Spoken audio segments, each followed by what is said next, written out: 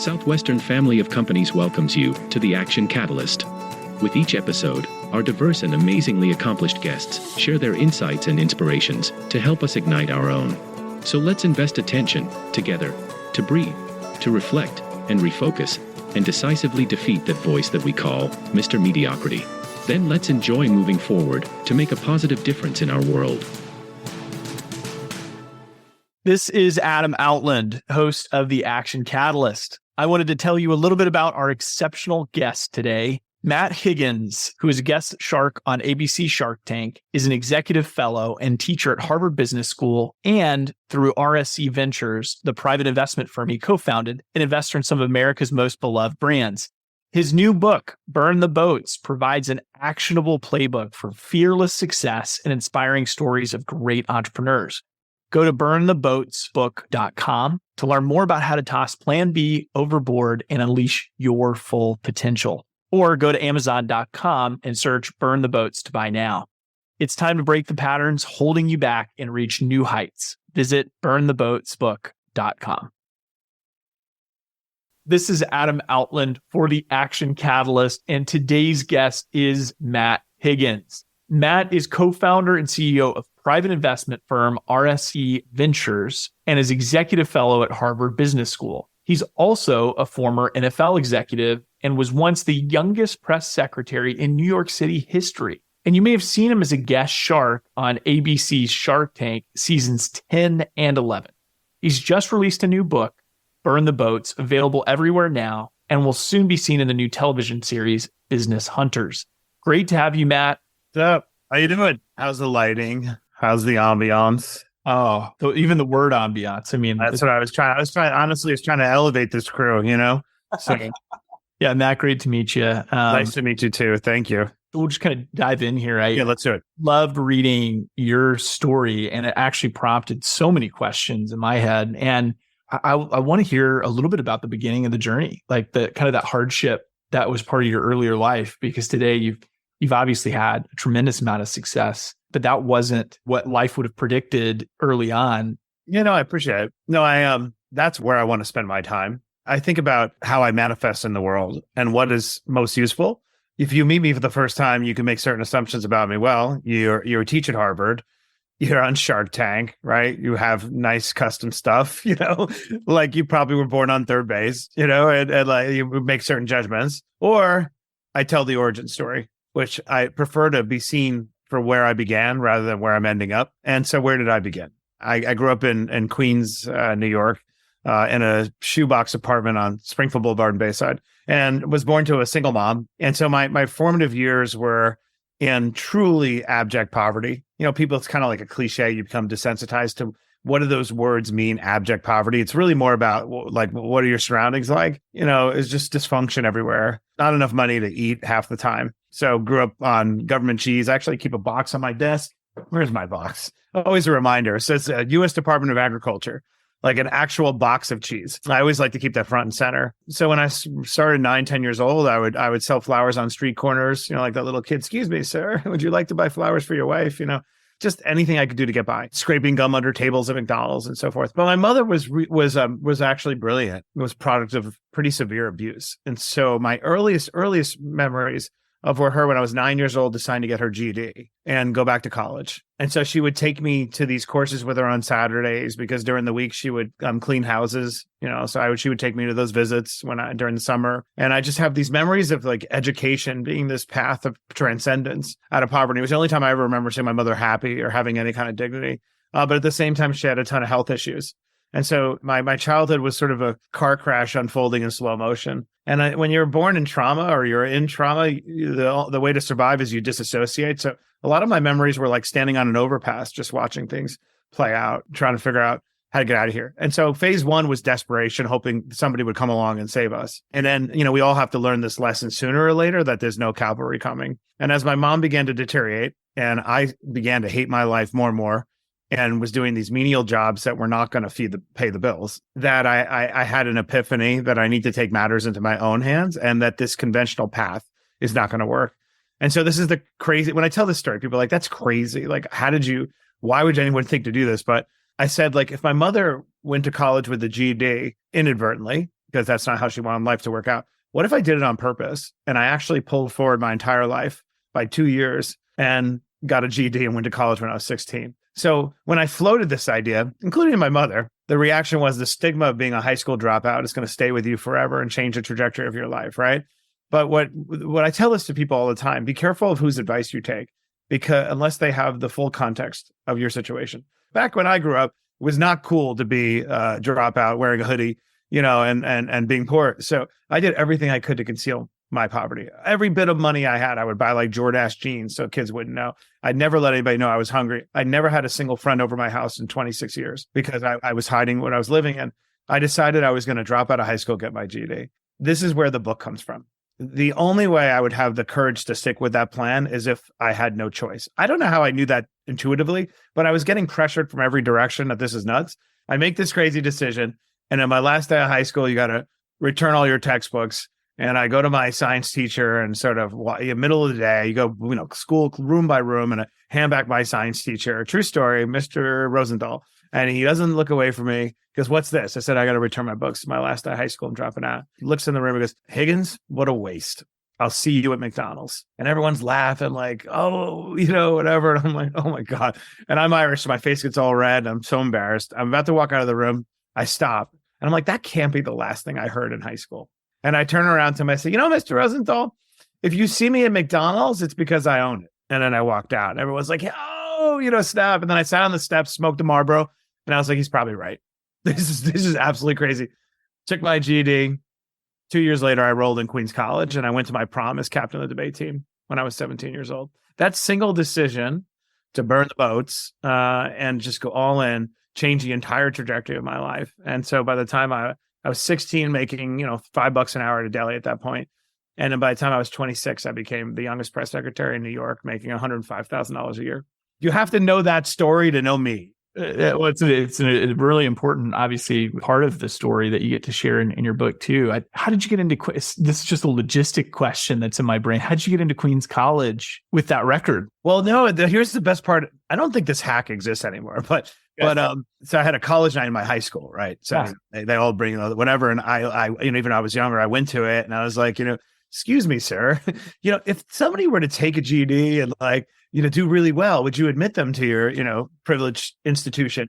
And because, in a certain, I talk about this in my book in like a noblesse oblige kind of way, like, "Yes, young man, we believe in second chances. If you had a GED and did well enough, of course." So there was a way that you could translate a GED score to grades. And so by taking that one test, it's a standardized test. I was, I got a grade score, absurdly high, and was able to translate it into grades. But it was I could have gone to significantly better institutions than I had any shot of going to if I'd stuck into high school, which is the funny thing. Like even my guidance counselor, Mr. Barkin at the time and he was a sweetheart. He's like, "Matt, there's still time." And I'm like, no, Mr. Barkin, do you realize if I ace this exam, I have a greater likelihood of going to NYU because they'll feel bad for me. And it's a nice story to tell you let the kid in with the GED than it is if I actually grad. They're like, "Oh, that's crazy talk." I'm like, no, technically true. I did the research. And then, what's funny about when you make these bold decisions that are kind of radical and no one agrees with, it's a little bit like muscle memory. You remember the pain you went through when nobody believed you. You remember the isolation, but you also remember the resurrection and the redemption. You know what I mean? Like when I showed up at the prom and I got to see Mr. Rosenthal and I got to see these teachers, and I went from somebody who a look of pity when they greeted me to a look of pride and admiration, like with one chess move. Yeah. The critical thinking to set aside the standard universal practice of how you do something and actually go, well, why? And what other pathways are there is obviously what's, to me, incredibly notable about that too. Like it takes real critical thinking and research a brain to go, well, let me actually look into something that everybody else just takes for granted. Yeah. And I said, I love that you're asking that because maybe you were intellectually gifted or, you have these special critical thinking skills. It's like, no, it's not. I was so desperate. I was so desperate, and I felt so abandoned by the world. I was like, wait, I'm sitting in an ER room with my mother because we don't have healthcare. I'm taking a bus an hour and a half away to go to church pantries. I get my Christmas dinner from a priest at the door. Feels bad for us. Well, this is whatever. You know what I mean? Don't give me your pity or your food. Give me my pride. And I'm going to do that by taking matters in my own hands. And so all of us have found ourselves in a crisis when our back is against the wall and our decision making is very clear, crystal clear, right? And so a lot of my life is like, how do I conjure it? Now I became an adrenaline junkie, unfortunately, like a lot of people go through trauma do, but I've spent a lot of my life trying to reset, hold on to that crisis decision making and the clarity that comes with it, but not emulate or replicate crisis unnecessarily, right? Like how to have the clarity but eliminate choice and make really, really good decisions. And so my whole book is like taking that moment and then dissecting it and playing out in different contexts. Really insightful. So you fast forward to the press secretary part of life. In between there was your Fordham Law experience. Is that right? Yeah, Fordham Law. How did this come about? Because, to my knowledge, people don't necessarily go to law school to become a press secretary. I mean, how did all this stuff happen? How did this fit into your vision, and how much of it was part of your plan? Yeah, a great question. I mean, the sort of the connective tissue of all my disparate experience begins with this notion of make yourself indispensable at whatever job you're doing as a path to the next. I think a lot of people look past the drudgery of their job or the monotony and wish they had the next, not realizing, no, your path to that is here. And the process. And I know there's a lot of talk about quiet quitting as one way of protest, whatever. I took a very different approach. It was like, really, when somebody gives you a job, all they're doing is giving you a problem to solve. And so if I sort of solve a problem in a way that is unique and differentiated, people who are fundamentally lazy, right? Like even a manager could be like, well, Matt sure did a good job with the gun scraping. This is what happened. Like, do you want to manage the party room? Like quite an elevation. Now I was scraping, chicken McNugget fragments out of, the corners, but like it came with a raise. So it's not so much about getting the thing I want now. It's moving in the general direction of my ambition and making sure that I'm leveraging each thing to get to the next thing. So the way I got to be press secretary was I was a good communicator, a good writer. I was able to get a job as a little cub reporter for a nothing newspaper at the time, a Queens Tribune. But I wrote really good stories, investigative stories. And then eventually, this is nuts, I got nominated for a Pulitzer Prize when I was 19 by Carl Bernstein, right? And I won a bunch of journalism awards. And so I was like, well, at this, I got profiled in the Daily News, got to the attention of the mayor of New York at 23. Well, they needed somebody to ghostwrite. I was like, all right, I'm going to ghostwrite. But everybody loved my writing. But I'm like, well, if you love my writing, you got to give me the title. And when they wouldn't give me the title, I quit. And then when I quit, they decided, okay, 4 months later, you can have that job then. I quit twice, the mayor of New York, who was not an easy guy to quit on, as you might imagine. And so like, I'd make myself indispensable and wait for justice. And if justice was not meted out, I would vote with my feet, but I would be open to coming back. So like I always say to people that opportunity is a leading indicator. Compensation is a lagging indicator, unfortunately, right? You should assume the burden and the opportunity and the obligations and set a timeline for when you should be rewarded and recognized. When that doesn't happen because you have an unjust, benefactor, quit. And so I kept leveraging the thing that came before to get me through the next thing. That's how I went from journalist to press secretary. Now it's not that big of a leap, right? Like you could see how the connective tissue. The second thing I think people do, unfortunately, is they submit to narrowly defining who they are, what they are in a moment in time, and then like the die is cast. So, for example, I was a reporter for a bit. I got an offer to work at the New York Times when I was a kid. I got an offer to work at New York One. I could have said I'm a reporter, but I was like, no, I think I'm a communicator. And then I expanded what it means to be a communicator. Now, a communicator does accommodate the idea of being press secretary of the mayor of New York, right? And that has been a consistent theme of my life, is more broadly define what it is and what I'm capable of, so that I'm not put in a box like inadvertently. And so I'm always trying to expand the definition of who I am at any moment in time, but I'm just trying to remain open and available. I look at and this is just outside looking in, I look at your trajectory, and to me, it almost seems like, again, there's some people who get so caught up in like, hey, I want this specific house with this dog, with this wife and this many kids. And they think it's the very literal representation of that vision that they're chasing, when actually it's the underpinning. Mm-hmm. At this age, that's how they define that, as this house, 2 kids, dog, fence, right? And that's going to mature as they learn more. But you, it seemed, really gravitated towards like, you were self-aware enough to know, like, underpinning a lot of the decisions you made, there was something that you wanted to feel, like you said, communicator, not a journalist. And that's gives you more to chase. That's exactly right. My why was defined as freedom and autonomy. Now, that was in response to subjugation. So to some extent, I always said the best decisions are when you run towards something rather than run away from something. So I am a little aware that the genesis of my why was to run away from lack of autonomy and agency to save my mother. Yeah. However, it is what it is. I'm wired to want freedom and autonomy because I do find that I make better decisions when I am not unduly impacted by different constituencies, right? Like I am susceptible to what people think. I do care how people feel. So if there are too many negative inputs, it's going to affect my decision making. But my meta why has been autonomy. And like, so it didn't really matter where more autonomy manifested. It's just like, that's the drug I see. Once I had achieved enough, my why kind of morphed into a little bit more of a realization that the joy of living truly is in the striving. I've been to the mountaintop. There's nothing to see.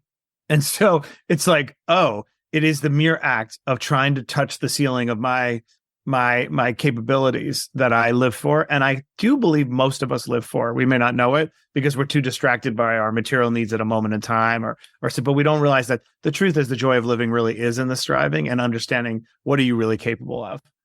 So what were the lessons that you feel like, because I think of being press secretary and coming back to what you shared about, too many negative inputs. I mean, you're putting yourself out there as a press secretary. I mean, I feel like that is fraught with rejection that you're receiving from journalists, from the public, right? And you were there during a really demanding time. Yeah. A lot of times when you're doing that kind of job, you're always trying to figure out balance between ethics and truth and just everything, like, and what behavior can you justify because the means justify the ends, like just so complicated. But I would say, first of all, I was 26 years old, which is insane to look back to think you're press secretary to the mayor of New York. And for those who don't know this, like, this is Mayor Giuliani, right? Like version 1.0. In fairness, I choose to remember him that way. And I'll always be grateful for what he did for me and the job he did. So I will never say a bad word, but clearly he's gone in a very different direction. But I think the few of the lessons that I learned were largely around crisis management. The first rule in a crisis that people get so wrong is that 50% of it is just showing up. That could mean on the ground. It could mean emotionally. It could mean, availability, but just showing up. Giuliani at the time demonstrated the importance of symbolism of like, no matter what the situation was. Think about how crazy my life has been. I have been on the site of plane crashes. I have been at homicides. Obviously, I was on the site of Ground Zero before the towers collapsed. So I learned from him the importance of showing up in any situation, and I've carried that with me. And I also learned the importance of being able to set really ambitious goals and not worrying about whether or not people think they're absurd, because you will bring them along halfway, and halfway is better than no way. And so even when he first took over the city in 1994 in New York, there were, I think, 2,300 homicides a year. And by the time he left, there were 675. Those are probably two of the biggest lessons I learned. The next job was even crazier because I was one of the first employees. Maybe I was like the third employee to start a new agency to oversee the World Trade Center site. So I was chief operating officer of the effort to rebuild those 16 acres. And again, now I'm only, 29. So that's, again, like you're going from I'm a communicator to that's not the first thing I think of when I think of a COO of something. Like I think logistics. Well, I'd love to tell your audience this story because it's such an important point. I have not talked about this, actually, how that happened. I made one of the most critical decisions professionally when I made that transition to that job. So I happened to get along with the mayor and the governor. I had a good relationship with a lot of people. They needed somebody to take over communications. I mean, this is the hardest communications job in the world potentially at the time, destined to piss everybody off, right? Like no matter what happened at Ground Zero, like you're talking about all the bodies hadn't been recovered when I started that job in February of 2002. And I'm in grief. My mother had only died 8 months earlier. I'm literally spending every moment of my life at the site. I'm still in law school at night. So, and my office is adjacent to what we call the family room, where there were all the missing posters and where families would come in and grieve. It was like an endless state of grieving while also trying to satisfy this impulse to like show progress. Like, how are you showing progress when the site is still burning thousands of degrees? So no matter what happened, it's destined to fail. But I had a really important senior role there. And oftentimes in a government context, people who don't know this, the person who does PR is a policymaker as well, because it's not like government makes anything. It's not like they make products where like the chief revenue officer is really the CFO has got a lot of power, right? It's not a typical company. In a government agency, the communicator is almost on par with the executive, or right below, because if they're not translating it to the public, that's the people who rehire you, right? Like, so as a result, you're a lot more senior. And I remember there was a moment in time I'd been doing the job at the Lower Manhattan Development Corporation, and then I was ready to like move on. I had spent every minute at Ground Zero, and I had a big job offering, and I wanted for the first time in my life to have the role I was playing substantively to be recognized formally in my job title. Because I knew that if I didn't transition from being a press person, people would, who didn't know better, but like, you were just the press guy, and people are very dismissive of that role. So I made a deal. I was like, I want my authority to be formally recognized, and I want to be chief operating officer of the agency in charge of rebuilding Lower Manhattan. And that was the job I got. So staying with the theme that we're talking about more broadly defining who you are at a moment in time and identifying your leverageable assets, like helping to oversee the redevelopment of the World Trade Center site. You could define that as I was a government employee. I was a government employee in a redevelopment land use context, right? I was an employee, or I was somebody who knows how to manage really complicated projects and multiple constituencies. And that's how I chose to define it. You have to be intentional with your career at all times. You really do. It doesn't mean that you have to have it all figured out. And I've said it before, I really believe you just need to be moving in the general direction of your ambition, but you have to define what that ambition is. And then you have to be intentional about the timing, and just like allow yourself to trust your instincts that it's sort of time to go. So my instincts told me that that this was a leverageable moment that I could get a title that truly reflected what I was doing. And that title change made a massive difference in my life. Matt and I will continue our discussion in episode 416 of the Action Catalyst, available now. So join us there to keep listening. And don't forget to follow the Action Catalyst wherever you listen to podcasts to get new episodes, bonus episodes, and more the minute they drop. If you enjoy this podcast, please make sure to subscribe. And to stay updated on everything that the Action Catalyst is up to, make sure to follow us on Facebook and Instagram at Action Catalyst Podcast and on Twitter at Catalyst_Action. And thanks for listening. Matt Higgins, a self-made entrepreneur and Shark Tank guest judge, provides an inspiring and actionable playbook for fearless success in his new book, Burn the Boats. Go to burntheboatsbook.com to learn more about how to toss Plan B overboard and unleash your full potential. Or go to amazon.com and search Burn the Boats book to buy now.